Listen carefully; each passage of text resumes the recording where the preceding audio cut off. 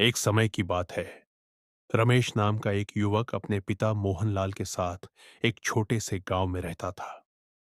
मोहनलाल जी एक ईमानदार और मेहनती व्यक्ति थे, लेकिन गरीबी ने उनका पीछा नहीं छोड़ा। उन्होंने अपनी पूरी जिंदगी दूसरों के खेतों में मजदूरी करके और कभी-कभी छोटी-मोटी उधार लेकर अपना और अपने बेटे का पेट पाला। रमेश बड़ा हुआ और गांव की सीमित साधनों को देखकर उसने शहर जाने का फैसला किया। उसकी इच्छा थी कि वह शहर जाकर खूब पैसा कमाए और अपने पिता के जीवन की सारी कठिनाइयां दूर कर दे। शहर पहुंचकर रमेश ने दिन रात मेहनत की। शुरुआत में उसे बहुत संघर्ष करना पड़ा। कभी फुटपाथ पर सोया, कभी भूखा रहा, लेकिन उसके दिमाग में हमेशा एक ही बात घूमती थी, पिता का कर्ज चुकाना है। यह कर्ज कोई पैसों का नहीं था, बल्कि यह उस अथक परिश्रम और निस्वार्थ प्रेम का कर्ज था जो उसके पिता ने उसे दिया था। धीरे धीरे अपनी लगन और ईमानदारी के बल पर रमेश ने एक छोटी सी दुकान खोली, जो जल्द ही तरक्की करने लगी। कुछ ही सालों में रमेश शहर का एक सफल व्यापारी बन गया। उसका नाम बड़े बड़े लोगों में गिना जाने लगा। जैसे ही रमेश को सफलता मिली, उसका पहला काम था अपने पिता को गांव से शहर ले आना।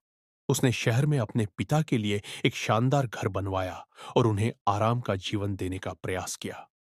मोहनलाल जी शहर आए, लेकिन उनका मन गांव की मिट्टी और सादी जिंदगी में ही रमा रहता था।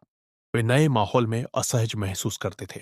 रमेश उन्हें हर सुख सुविधा देता, महंगे कपड़े, स्वादिष्ट भोजन, नौकर चाकर, लेकिन मोहनलाल जी उदास रहते थे। एक शाम रमेश ने देखा कि उसके पिता एक कोने में बैठकर कुछ सोच रहे हैं और उनकी आंखों में उदासी है। रमेश उनके पास गया और पूछा, पिताजी, आप खुश क्यों नहीं हैं? मैंने आपकी हर इच्छा पूरी की है। क्या आपको किसी चीज की कमी है? मोहनलाल जी ने गहरी सांस ली और बोले, बेटा, तुम मेरे लिए सब कुछ लाए हो। तुमने मेरी सभी इच्छाएं पूरी कर दी, लेकिन एक बात है जो मुझे कचोटती है। क्या पिताजी? रमेश ने व्याकुल होकर पूछा। मोहनलाल जी ने रमेश का हाथ पकड़ा और बोले, मैंने जीवन भर बहुत कर्ज उठाए, दूसरों से मदद ली, लेकिन मैंने कभी तुम्हें सिखाया कि कर्ज चुकाने का असली मतलब क्या होता है? मैंने तुम्हें कभी यह नहीं सिखाया कि सफलता पाने के बाद विनम्रता और संयम बनाए रखना कितना जरूरी है?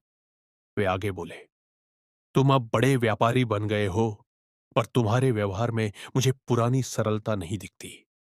तुम अब भी मेहनत करते हो, पर उस सच्ची संतुष्टि की चमक तुम्हारी आंखों में नहीं है, जो मेरे गरीबी के दिनों में मेहनत करने पर होती थी।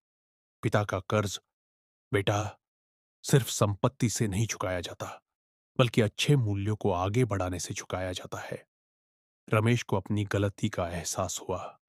उसने समझा कि भौतिक सुख सुविधाएं देना ही पिता का कर्ज चुकाना नहीं है, बल्कि उनके द्वारा दिए गए संस्कारों और ईमानदारी की विरासत को संभालना ही असली कर्ज चुकाना है। उस दिन रमेश ने फैसला किया कि वह अपने व्यापार में और अधिक नैतिकता लाएगा, गरीबों की मदद करेगा और अपने पुराने गांव के लोगों के लिए कुछ करेगा, ठीक वैसे ही जैसे उसके पिता ने अभाव में भी सात्विकता नहीं छोड़ी थी। उस दिन के बाद मोहनलाल जी के चेहरे पर असली मुस्कान लौटी, क्योंकि उन्होंने देखा कि उनके बेटे ने न केवल धन कमाया है, बल्कि चरित्र भी कमाया है।